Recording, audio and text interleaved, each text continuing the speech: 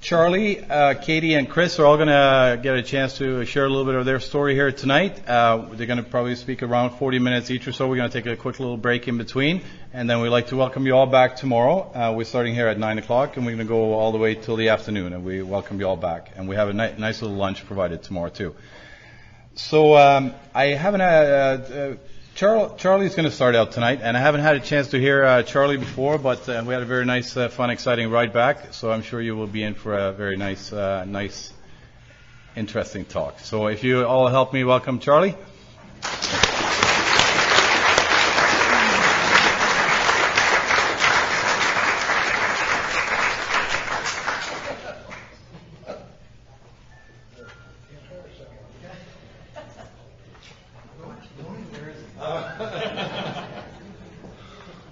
Wow, I've been meaning to read that book.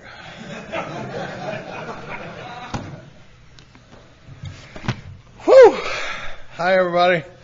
I'm Charlie Parker. I'm a grateful recovered alcoholic. Boy, am I glad to be here. We'll talk a little bit about that, but it could have gone either way. We just spent an hour and a half at the border, and that was it was my fault, and it wasn't bad for me. The last time I was at the border, I got arrested, so an hour and a half was pretty good time for us. Except for Chris was still working on breakfast. About 3 o'clock, he started getting a little grumpy, but it's a lot. We're real happy to be here. My sobriety date is March 22nd of 1985. And that is the most important thing ever happened in my life. My home group is the Primary Purpose Group in Austin, Texas.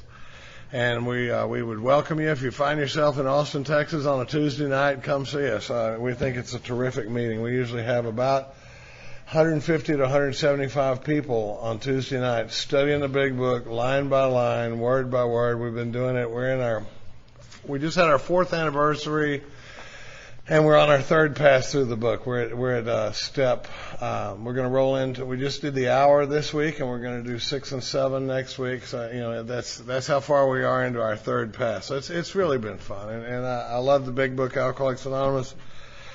I love the fellowship of Alcoholics Anonymous, and I love any time I get a chance to get up and talk about what we do here in AA and what's happened to us and stuff. I want to thank Ron for asking us to come up here. It's a real honor. I mean, Chris and I had the same sponsor, and Chris was with Mark a lot longer than I was. But the 4 years that I spent with him, I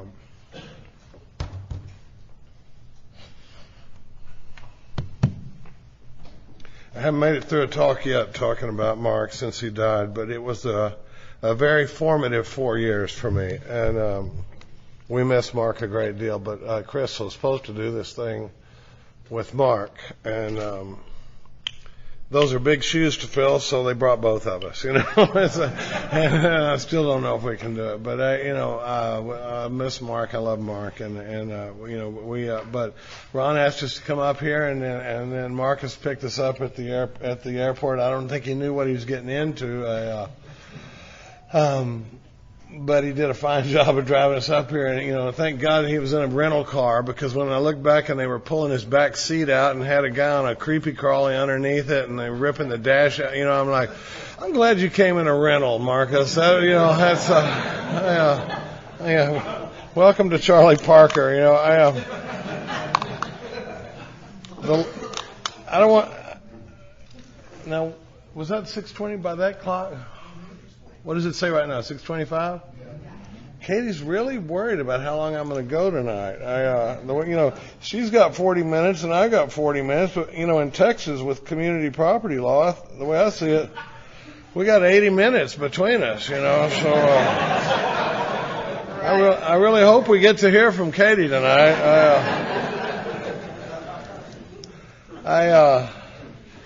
The last time Katie was speaking in Vancouver one time, and I'm going to try to give the shortest version of this story I've ever given, but she was speaking in Vancouver, I don't know, a little over a year ago, and we got to the airport and they wouldn't let her get on with the little plastic card. They said you have to drive across with that. So I'm think, and then I go, well, fly us to Seattle. It's only like an hour from Seattle to Vancouver, right? And well, it's like a 4-hour death march from Seattle to Vancouver. But we drive, and when we get to the border, this is the first time I've ever had it on me. I pull out my passport in this groovy little leather case that I carried in because I'm a big deal, and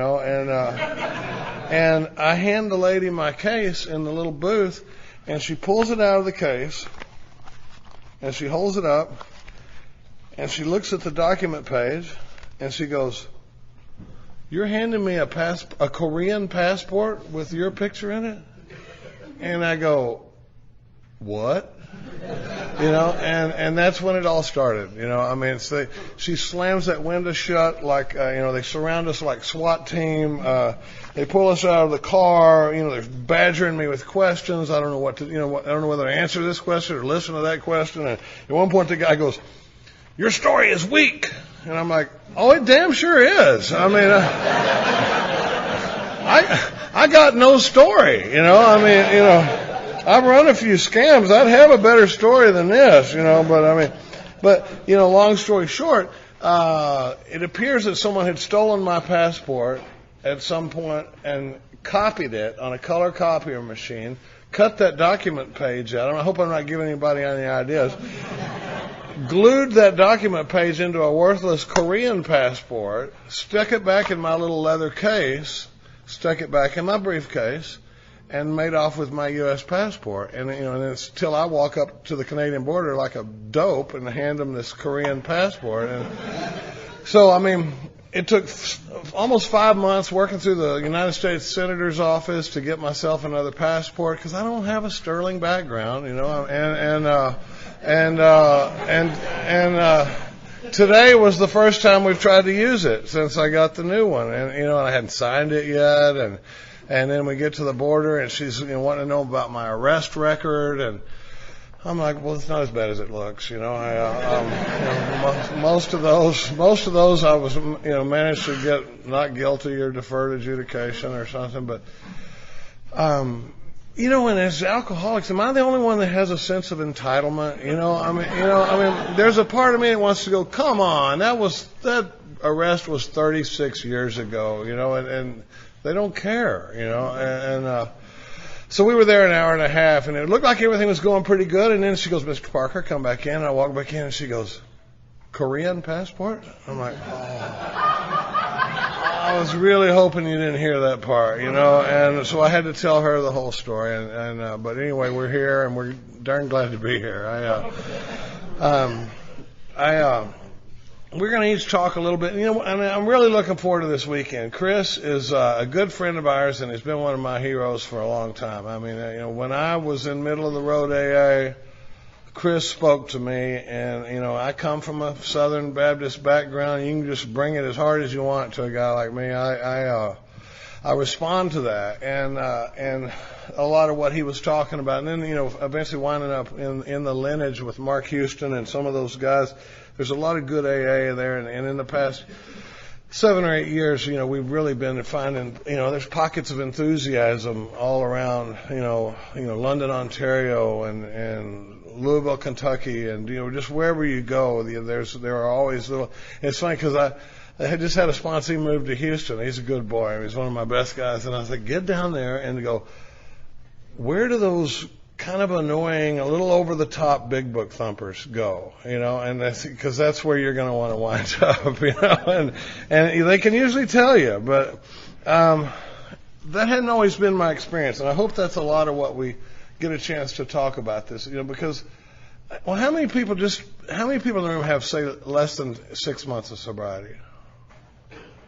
Excellent. Okay, and how many have over 10 years? Wow, fantastic.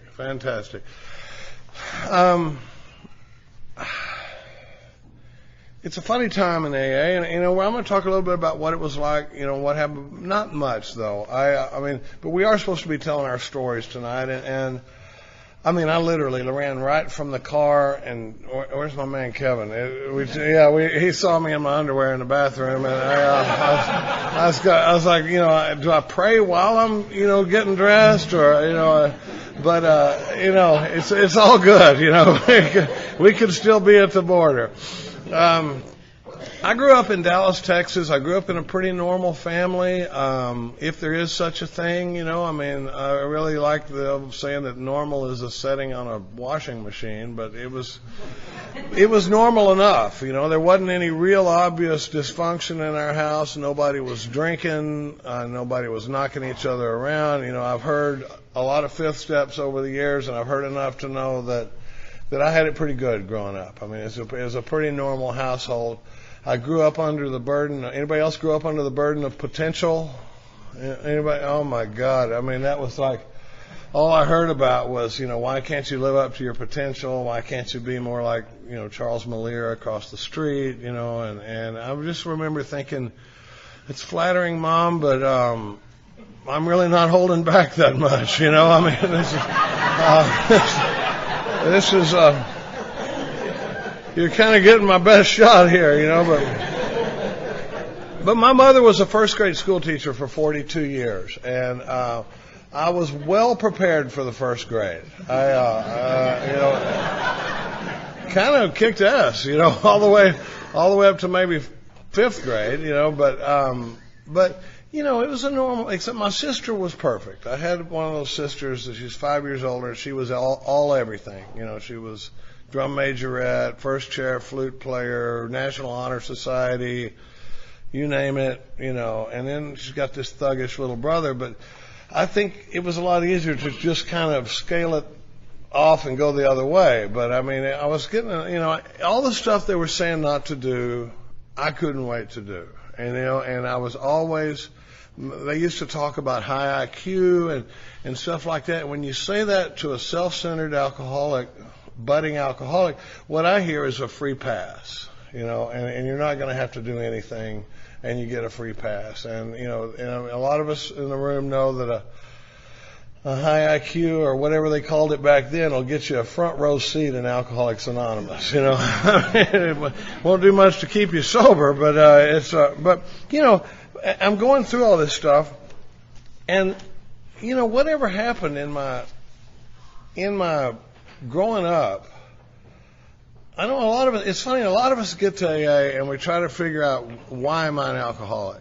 What happened to me to make me an alcoholic? And none of that stuff made me an alcoholic. None of the stuff that happened to me growing up, none of the stuff that didn't happen to me growing up had to do with me being an alcoholic. And I like to talk about it. We hope to talk about it some this weekend. But I spent a lot of time in the program of Alcoholics Anonymous, even raising my hand saying, my name's Charlie, I'm an alcoholic, and I had no idea what it meant. I knew that I drank all the time, and I drank every day, and everybody, my mother used to shake her finger at me and go, you drink, she had a way of moving just the finger, and she'd go, you drink every day. And I remember thinking, everybody I know drinks every day, Mom. I learned a lot more about that later, but I didn't really know what it meant to be alcoholic. I knew I had problems because of drinking. I'd been in a lot of trouble because of drinking. I'd lost the jobs and the cars and the girlfriends and that sort of thing. But some of that stuff, happens to people that aren't alcoholic. And that happens to people that drink a lot. And so, what is it? Because I started drinking pretty young. And, on page 30 it says we learned that we had to fully concede to our innermost selves that we were alcoholic. It says it's the first step in recovery.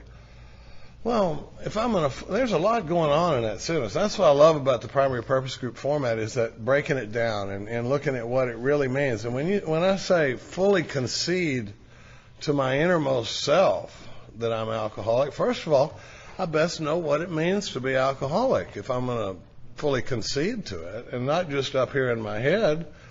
What does it really mean to be alcoholic? And I really didn't know. I started drinking when I was 16 years old. It's funny. I'm 53 years old. I've been sober 25 years. Katie's got 5 months on me. She'll never let me live it down.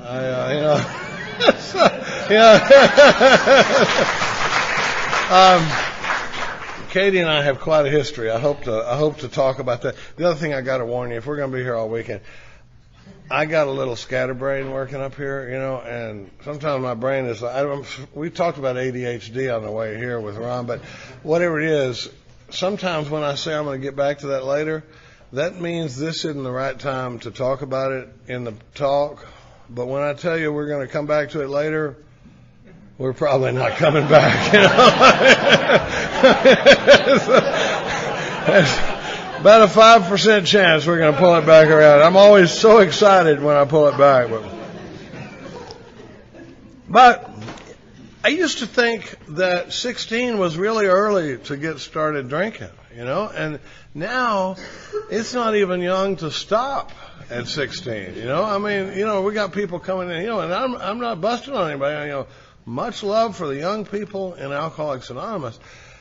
I didn't start drinking until I was 16, though, and I probably didn't need this program until I was about 17.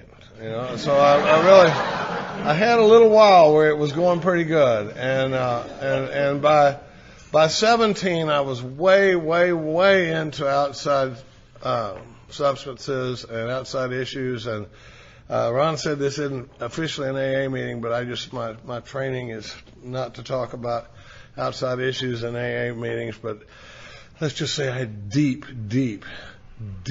experience with outside issues. There was, to my knowledge, I didn't miss anything that was available when I was qualifying for this program. And it's funny, this isn't everybody's story in AA, and it'd be real macho to stand up here and say that I drank a fifth of whiskey from the time I was 16 till I sobered up at 28.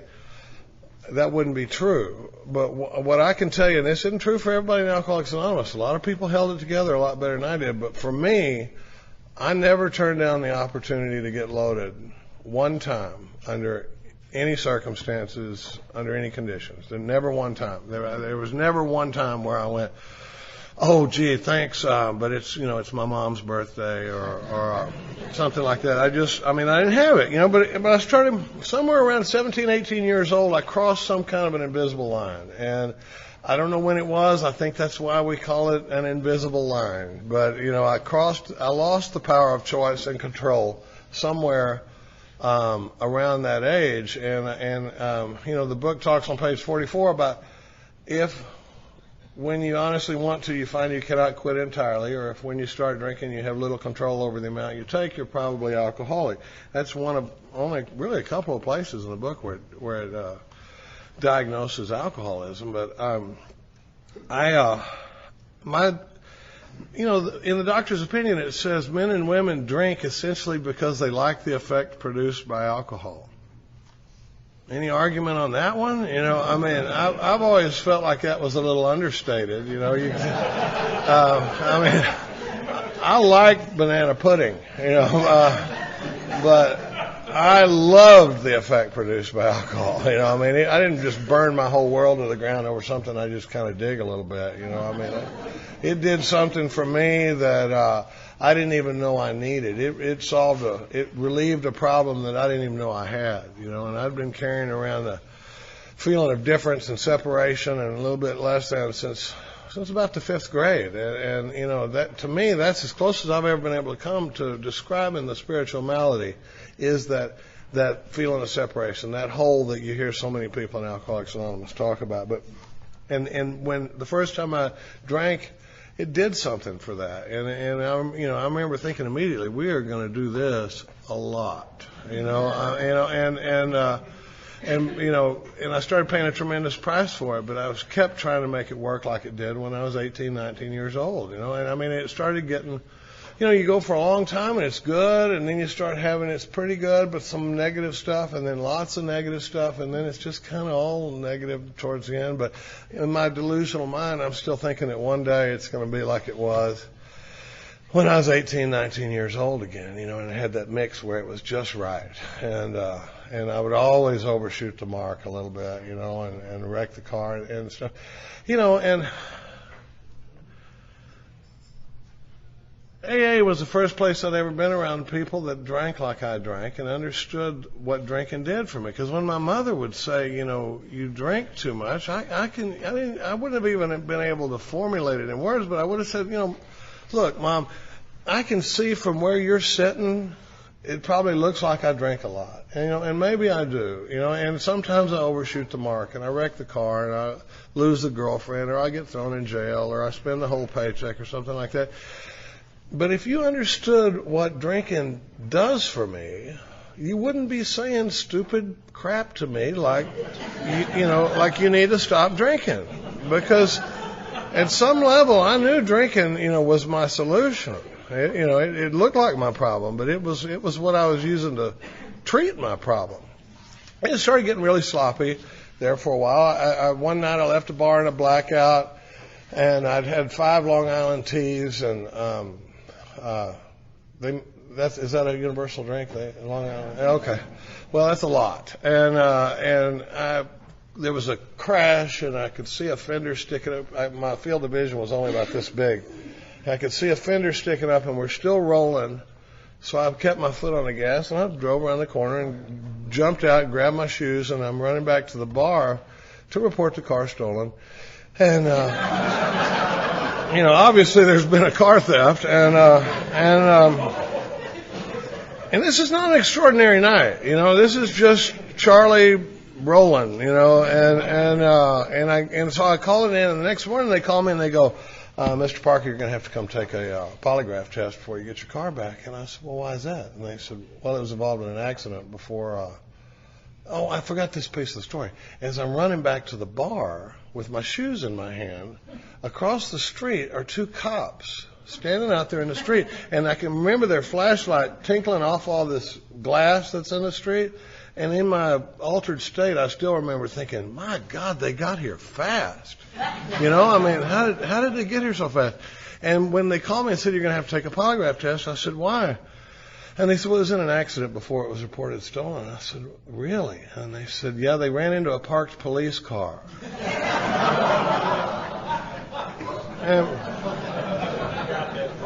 I remember thinking, that explains how they got there so fast, because I'd been a little foggy on how they were there like that, but Norm Alpe used to talk about how our lives were saved and changed by seconds and inches, and I had a lot of stories like that where the Canadian border could have said, oh, hell no. If they'd have seen the record of what I should have been arrested for, because it was like that all the time. It was just, getting out of a deal. And if those 2 cops had been standing there when I rolled down the street, I could still be in jail, for running over a couple of cops. But, I started losing the power of choice and control. Somewhere along the line, I could choose whether or not I was going to get loaded, and I couldn't control how much I was going to drink when I started drinking. And now we're getting into the definition of alcoholism. Turns out there's 2 things that make me alcoholic. One is what happens to me when I drink it, and one is what happens to me when I don't drink it. And other than that, I got a pretty good handle on drinking.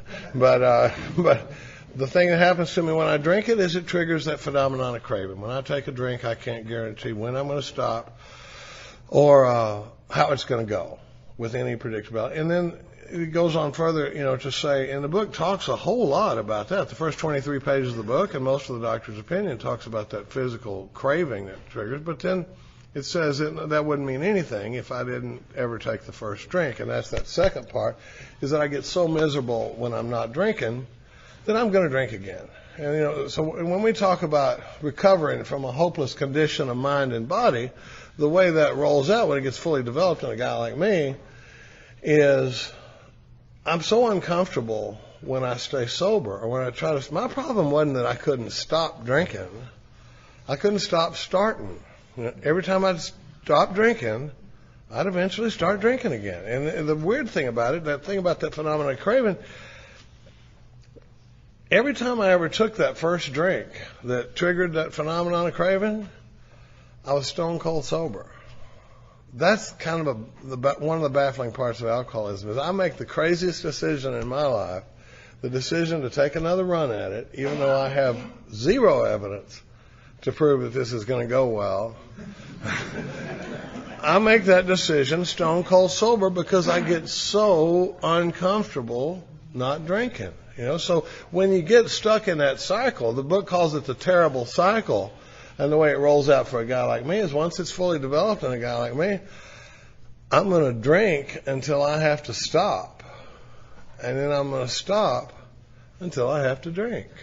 And that's the terrible cycle that the book talks about. And it goes down. So for the new guys in the room, if you don't take anything away other than what it means to be an alcoholic and the nature of alcoholism, that is huge. Because when that's fully established in a guy like me, my first job in step one when I'm working with a new guy, and we'll talk about this a lot tomorrow, is to give this guy a fatal dose of alcoholism. I need to understand in here that on my own power, I got no shot.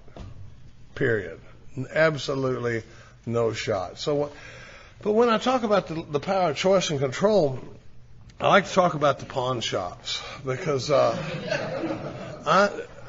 loved pawn shops. I mean, I loved the whole theory, the whole equation of it was just so pure, when you would walk in there and say, here's my shotgun. Well, I should also say that another big key to this is that, well, I'll get to that in just a second, but you never walk in there and hand them the shotgun and they go, good God, man, what are you going to do with this money? Or, weren't you just here this morning? Or, something like that. It never happens. You hand them the deer rifle and they give you the money and out you go. And then you come back with the coin collection and the only problem with this equation, and you had 90 days to get everything out of the pawn shop, before they sold it. The only one problem with this equation, I should say, is that I didn't own very much stuff. So I was always pawning stuff that didn't belong to me. Katie thinks it's an important part of the police car story to say that it was my mother's car that I wrecked. I wrecked every car my mother ever owned. And I was so poorly treated as a child growing up that I finally ran away from home for good at the age of 27. I'm not kidding. Never went back. I had some apartments in there, but I'd always wind up back on their couch, and I was real hard on my folks. And so there's a lot of their stuff that I'm pawning. And, when we talk about the loss of choice and control, are there any Al-Anons here? Okay, all right. Well, I want to say in advance, there's parts of this story that we know aren't funny. Some of it I have to tell it like it's a joke. Because the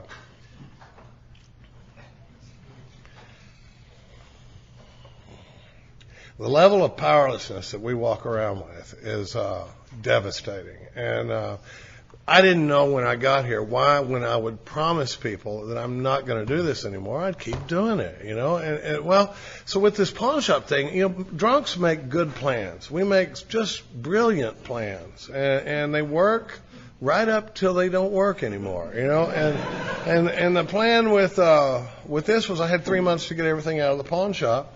And then you could kind of roll again, and I could usually pull a scam every 3 months to get everything, except for this one night. I got an insurance claim, and I just stopped in for a couple of drinks. I didn't know that by stopping in there I was triggering a phenomenon of craving, and that I had no control over what was about to happen. But what happened was I was a blackout drinker, a lot. Katie wasn't. I was. But this was a 5-day blackout. 5 days, don't remember anything except for one incident where a friend of mine got cut. Other than that, I don't remember anything in the rest of that 5 days. And I came out of this blackout and I had $8 and all those pawn tickets. And, those mornings where you just go, oh no.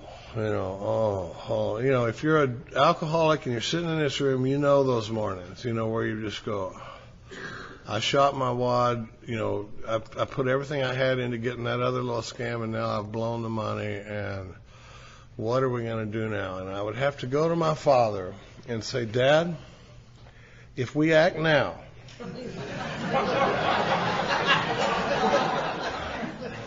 this is the part that I said we know isn't funny. I'd say, if we act now, I can get you a really good deal on all of your stuff. But if we wait till tomorrow, it's strictly retail, so the point of this story is, when we talk about the loss of choice and control, this was in Dallas, Texas. I grew up in Dallas. I live in Austin, Texas now. And we would get in the car, and it wasn't like you're just going to go to the pawn shop. It was, we had to get in the car. And Dallas is a big, sprawling, spread out city, not a urban, vertical type city. It's like L.A. in that it's real wide and low. And so it wasn't like we're just going to go to the pawn shop. It was like we got to go over on Garland Road and get your deer rifle, and we got to go to Buckner Boulevard and get the shotgun, and then your coin collection's out on East Grand, and then the metal detectors are on Beltline Road, and the sterling silver's over in Oak Cliff, and we got to go to Garland. So it was all day in the car with me and my dad and all this shame. Just it's all over you, and I mean, I knew enough to know that this wasn't right. My dad was a good man. Nobody was giving him his stuff, and here I am, out there pawning it. The reason this story is important about loss of choice and control is because when we would be riding in that car, I would be saying, Dad, I swear to God, I will never do this again. And if I was lying to that guy, I damn sure didn't know it. Because it felt like I meant it with every fiber of my being, that I will never, ever do this again. I'll never put you through this again. I don't ever want to be like this again. What I didn't know was that I didn't have the power to make good on that promise. By telling him I wasn't going to do this again, I might as well have been promising him that I was going to flap my arms and fly up around the back of the room and come back and land at this podium, because I did not have the power to make good on that promise. That's what we're talking about when we talk about the loss of choice and control. If you're a person that can make up your mind to stop drinking and pull it off, you don't even belong in the program of Alcoholics Anonymous. Alcoholics Anonymous is for people like me that swear to God, this time I mean business, and I drink again. Because within 2 or 3 days, I'd hit the back door of his house like a cat burglar, and it'd be off and again. And my dad and I made the rounds of the pawn shops 3 times before I eventually sobered up. Well, 25, 35. Okay, I still got a little time. That's what we're talking about when we talk about, the loss of choice and control and a hopeless condition of mind and body, is that I get so uncomfortable when I try to stay sober that I'm going to drink again eventually. Restless, irritable, and discontent. The doctor's opinion that does a brilliant job of laying this stuff out. In the first 43 pages of the big book, and the doctor's opinion are pretty much devoted to step 1, because we're not going anywhere until I got that in here. Not up here, but in here where I go, my God, what if I am a garden variety alcoholic? What if the way you're describing this stuff is explaining a lot of stuff that I've never been able to explain before. Like when people would say, why'd you start drinking again? I gave them the only answer any of us have, which is what? I don't know. That's what I do, and, well, now I know. But I mean, I tell you, it still doesn't make your family feel a lot better, if they go, why'd you start drinking? You go, well, it's like this, Mom. I have a spiritual malady that's, it's driven by 100 forms of fear, self-delusion, self-seeking, and self-pity, and it creates a mental obsession in me that makes me powerless over the first drink. And when I take the first drink, that makes me powerless over the second. And Mom, I actually have a hopeless condition of mind and body, and that's why I pawned your television set. But it damn sure helped me to know it, because until we have this common problem, we're not going to be interested in the common solution. And we all get here a little unique. And a lot of us as newcomers, I used to think that I could break the scale down for the new guy and we'd all get it and lock elbows and trudge the road of happy destiny together. I forgot that most of us are sitting there going, I don't have it like that. I don't have it like you've got it. If I had it like you've got it, I'd work your stupid little 12-step thing or whatever it is. But I mean, I think when I get out of here, I can still tweak this deal a little bit and make it work. You know, I know it looks bad right now because I'm in detox and stuff, but I really, you know, it's not as bad as it looks. I got this, you know, and that's what we will ride into the graveyard. The book talks about, you know, it's present in us a long time before most of us suspect it. But there's something that happens on that day when I have that what we call a step one experience, where all of a sudden I go, hold on just a minute. What you're saying is explaining a lot of stuff I've never, because Clancy likes to say, if you gave every one of us a flag to wave when we come in new, all of our flags would say the same thing. It'd say, you don't understand, my case is different. You know, but there's something that happens when all of a sudden I go, what if I'm just a garden variety alcoholic? You know, then the common solution becomes available to me, and we can get something done. You know, so when we're doing the steps and stuff tomorrow, we're going to break it down into the problem, the solution, and the program of action. There are three critical things, but you know, I'm not going to be interested in the solution to a problem I don't think I have. Does that make sense? It'd be like going to PTA meetings when I don't have any children. You know, it's just why would I do that? You know, but the moment that I really think I'm one of y'all, this deal gets really interesting. You know, there's a friend of mine likes to say that I know two things about AA that I didn't know when I got here, and that is that I was in a lot more trouble than I thought I was when I got here, and the other is that AA had a lot bigger answer than I was giving them credit for. You know, I really thought I had a little bit of a problem, and that maybe we could just tweak things just a little bit, and it'd be all right. But AA's got a big answer for a huge problem. And, you know, one of the things I hope we get around to talking about, you know, is that my first pass in AA, I didn't understand the problem. I really thought the problem was alcohol. And I went through with the sponsor, we went through the steps, and I mean, it's funny, when I read the book, I like to look for things that I agree with. Anybody? I guess I'm the only one like that, right? You know, I like to read and look for things that I already agree about, you know, and that's why we work so much with the set-aside prayer, because sometimes I'll just say, help me set aside everything I think I know about this stuff, and let me see the truth, because otherwise I'll sit there and I go, oh yeah, mm-hmm. Oh yeah, oh yeah. I got that underlined and highlighted. You know, you can't, you can't, you know. But when I do the little set-aside prayer, all of a sudden stuff starts showing up, and I can see things, you know, outside of what I already. Otherwise, I'm just looking for stuff that I already agree with. You know, I'm looking for evidence that I'm already right. You know, and I can't. We're not going anywhere like that. But I've got a few minutes left to say. I spent quite a few years in AA acting like the problem was alcohol. I didn't know it. I didn't know that I was in fellowship-based Alcoholics Anonymous. I didn't know that I was middle of the road. I didn't know that I was, you know, had a misunderstanding of the steps. You know, I spent a good deal of time in untreated alcoholism and didn't know it. And it's funny, I have a problem sometimes with judging people really harshly for not knowing something that I learned about 30 minutes ago. Yeah, I know that happens in Texas. I'm sure it doesn't happen in Canada, but you know, I'll get a new understanding of this stuff, and next thing you know, I'm going, did you hear him in the meeting? For God's sakes, you know, I mean, he's killing newcomers, you know, but I mean, I spent a lot of time in this stuff, and my first pass through the steps, I really thought that the problem was alcohol, and that God's going to help me with it. I wasn't really down with God, but then I did an inventory. You know, one of the big problems that I see, and we'll talk about this a lot more tomorrow, is if taking a guy right from "Are you willing to believe?"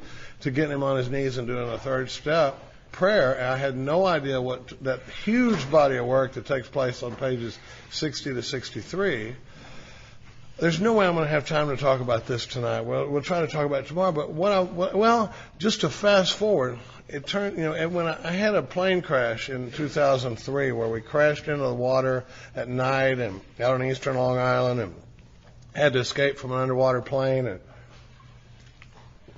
we're on CNN and everything. And it was very dramatic. I mean, there's no Earl Hightower story, but it was pretty darn dramatic, And I started looking at things a lot differently, and I realized that at 17 years of sobriety, I was so self-centered that I couldn't even really be involved in a conversation with anybody. Because I didn't care, I would have to force myself to go, how are the kids, and act like I give a flip about the answer, because I got me on me like that, and so when I'm reading the book, and I come across that line now where it says in step 3 where it says the first requirement is that we be convinced that any life run on self-will can hardly be a success. I was like, where did that come from? Because not only was I not convinced of that line had never touched me. When I talk about this the book takes a huge right turn on page 60. And I missed it for a long, long time in the fellowship as a sober member of Alcoholics Anonymous. And I didn't know what the real problem was. So when it talks about selfishness, self-centeredness is the root of our problem, above everything we got to get rid of this selfishness. That's where Mark Houston just lit us on fire. And I really wish he could be here this weekend to talk to you all about it. But this level of seeing now that the problem never really was alcohol, that alcohol was what I found that would soothe the pain of a life based completely on self-centeredness. And it always reminds me, and I'll try to close with it, but I'm a Dallas Cowboy fan. I'm sure. All right.